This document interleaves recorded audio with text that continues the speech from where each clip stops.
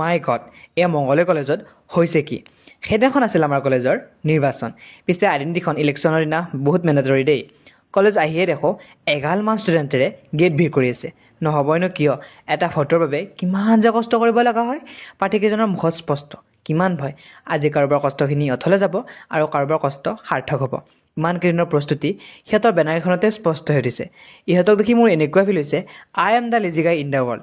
বেলেগে লেজি গাই নেমটো এনেই বদনাম কৰিছে। এইবোৰ ভাবি থাকোঁতে লাগিলে নহয় লেঠাটো। আইডেণ্টিটিত কলেজ ৰোল নম্বৰ দিব এৰি জিও দিলোঁ। কিবাকৈ মেনেজ কৰি ভোটটো দি চিধাই আহি পালোঁ মংগলদৈ ৰাস। ইহঁতে পিছে এখনৰ পিছত এখন দোকান খুলিছে, কিন্তু লোৱা নাই একো। মই কৈছোঁ এনেকৈ থাকিলে ৰাস শেষ হ'ব, তহঁতৰ বস্তু লোৱা শেষ। এইবাৰ চবতে ফিক্স প্ৰাইচ কাৰণে বেচেৰীহঁতে বাৰ্গেনিং কৰিব পৰা নাই। এনেকৈ থাকোঁতে মোৰ কোনোবা আপোন মানুহক লগ পোৱা যেন পালোঁ।